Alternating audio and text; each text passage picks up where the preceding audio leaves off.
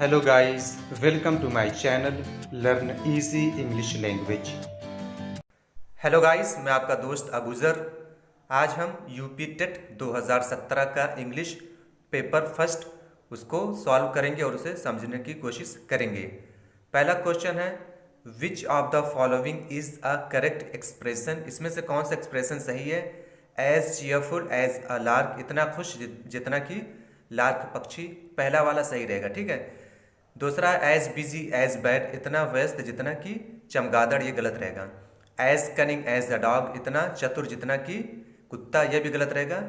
As happy as a donkey, इतना खुश जितना कि गधा। ठीक है, तो इसमें जो सही एक्सप्रेशन रहेगा वो पहला वाला रहेगा, यानी बहुत ज़्यादा खुश। ठीक है। बैट वाला और ये डॉग और ये डंकी तीनों एक्सप्रेशन गलत रहेगा। इसका एक्सप्रेशन अलग होता है, उसके बारे में अलग से वीडियो में देखेंगे।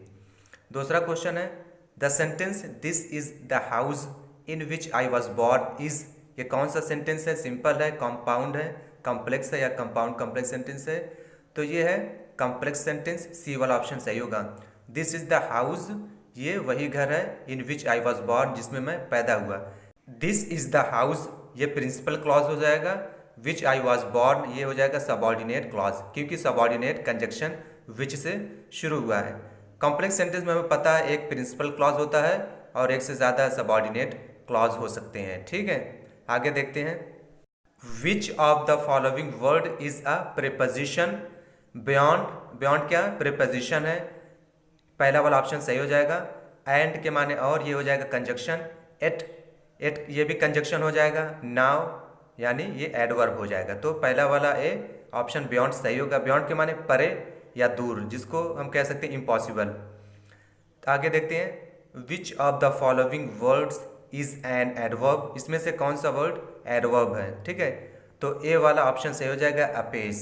अपेस के माने होता है तेज गति से। ठीक है, फेस के माने चेहरा, ये तो नाउन हो जाएगा। मीक हो गया। ठीक है, मीक विनम्र को कहते हैं। फ्यूरी, फ्यूरी कहते हैं अत्यधिक गुस्सा होने को। ठीक है, तो ए वाला ऑप्शन सही हो जाएगा। Join the following sentence to make a simple sentence, जो नीचे सेंटेंस दिया हुआ उसको आपको सिंपल सेंटेंस बनाना है। सिंपल सेंटेंस हमें पता है एक उसमें प्रिंसिपल क्लॉज होता है। ठीक है, the coffee is not too strong it won't keep us awake, तो ए वाला ऑप्शन जो है वो सही हो जाएगा। The coffee is not too strong to keep us awake, सिर्फ इसमें क्या एक प्रिंसिपल क्लॉज है, बाकी नीचे जितना दिया हुआ है सब में दो दो क्लॉज हैं। ठीक है, आगे देखते हैं। Fill in the blank with suitable pronoun, आपको एक उचित प्रनाउन इसमें भरना है। My son and my daughter are very fond of each other, B वाला ऑप्शन सही हो जाएगा। ठीक है, आगे देखते हैं। Give one word for one who hates mankind, जो इंसानों से नफरत करता है उसे क्या कहते हैं? उसे कहते हैं मिस एंथ्रोप। ठीक है, सी वाला ऑप्शन सही हो जाएगा। मिस के माने होता है हेट करने के। ठीक है, एंथ्रोप के माने होता है ह्यूमन काइंड या ह्यूमन बीइंग, जिसको हम कहते हैं इंसान। ठीक है, इससे पहले हमने देखा था फिलैंथ्रोपिस्ट, फिल के माने होता था लव यानी मोहब्बत, एंथ्रोप के माने ह्यूमन बीइंग यानी इंसानों से मोहब्बत करने वालों को फिलैंथ्रोपिस्ट कहते थे। ठीक है, यहाँ मिस एंथ्रोप यानी वन हु हेट्स मैनकाइंड हो जाएगा। नाजिस्ट हमें पता है, नाजीवाद। फासिस्ट भी पता है। सैडिस्ट, ये डी वाला ऑप्शन जो लिखा है उसे पढ़ेंगे सीडिस्ट। ठीक है, ना कि सैडिस्ट पढ़ेंगे। सीडिस्ट कहते हैं पीड़न कामुक को कहते हैं सीडिस्ट, यानी ऐसा शख्स जो किसी दूसरे को तकलीफ पहुंचाकर मज़ा पाता हो। ठीक है, आगे देखते हैं। Transform the following sentence into a simple sentence ending with book, let the book be given.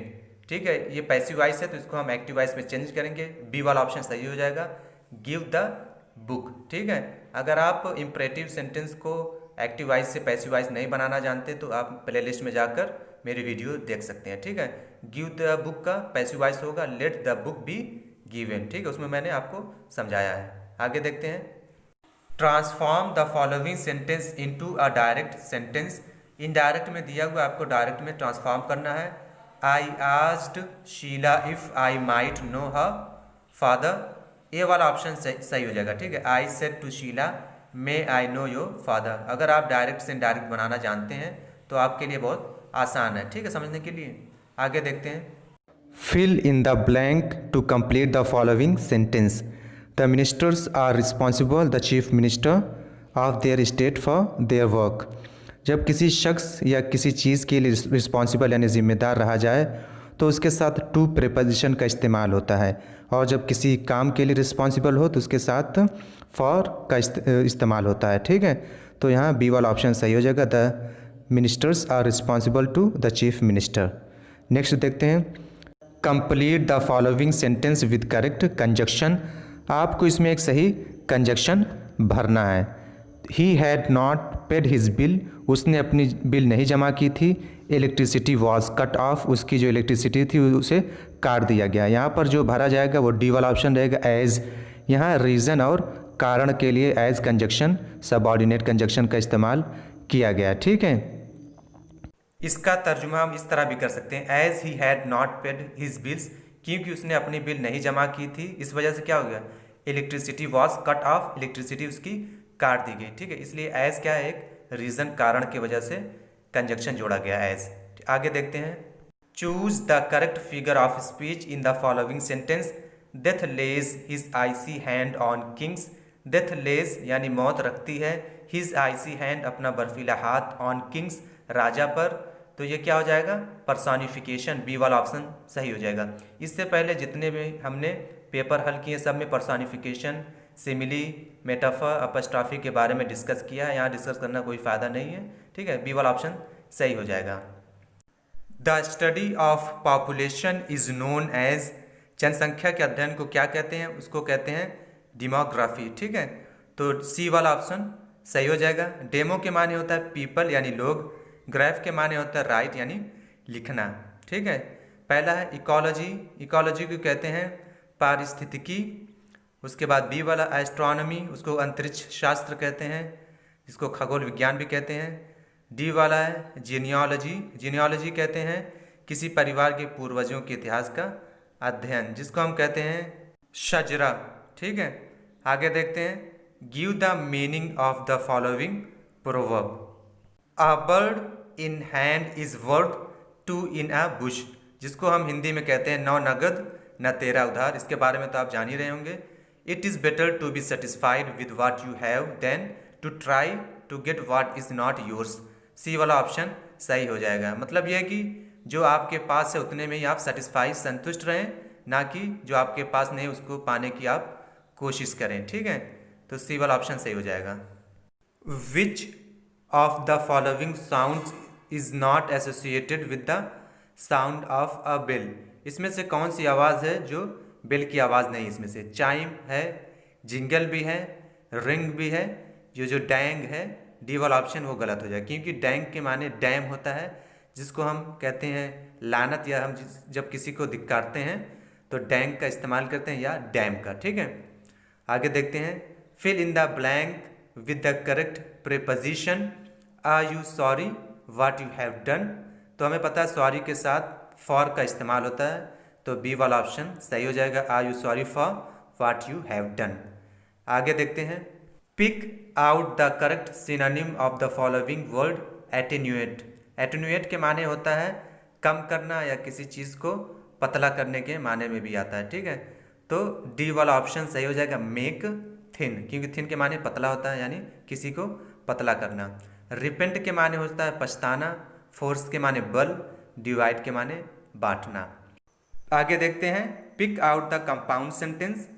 Compound sentence में हमें पता है दो इक्वल रैंक के क्लॉज होते हैं, पहला प्रिंसिपल होता है, दूसरा कोऑर्डिनेट क्लॉज होता है। ठीक है, तो कोऑर्डिनेट क्लॉज कोऑर्डिनेट कंजक्शन से शुरू होता है। कोऑर्डिनेट कंजक्शन क्या है, फॉर, एंड, नॉर, बट, और, एट, सो, इनसे शुरू होने वाले वाक्य को क्या कहेंगे, कोऑर्डिनेट क्लॉज कहेंगे। ठीक है, तो द सर्वेंट रैन अवे ये प्रिंसिपल क्लॉज हो गया, and added to their troubles ये हो गया कोऑर्डिनेट क्लॉज हो गया, तो ये क्या हो जाएगा, कंपाउंड सेंटेंस हो जाएगा, डी वाला ऑप्शन सही हो जाएगा। आगे देखते हैं, select the most appropriate preposition to complete the following sentence. Why are you always so suspicious of me, जब किसी शख्स या किसी चीज़ के बारे में आप सस्पिशियस रहेंगे यानी संदेह करेंगे तो उसके साथ ऑफ प्रीपोजिशन का इस्तेमाल होगा। ठीक है, आगे देखते हैं, choose the correct alternative to complete the following sentence. The headmaster wants to speak to you, headmaster आपसे क्या बात करना चाहता है, ये प्रेजेंट इंडेफिनिट में रहेगा। ठीक है, अगला क्वेश्चन है, एक पैसेज है, उसमें से आपको जवाब देना होगा। ठीक है, पैसेज आपके सामने लिखा हुआ है, आप उसे पढ़ सकते हैं। अगर उसे पढ़ूंगा तो काफ़ी टाइम लग जाएगा, उसका सिर्फ आंसर बता दे रहा हूँ।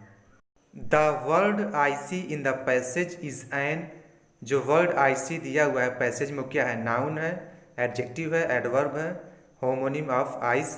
तो हमें पता है आई सी मीन्स बर्फीला, जिसको हम ठंडा भी कह सकते हैं।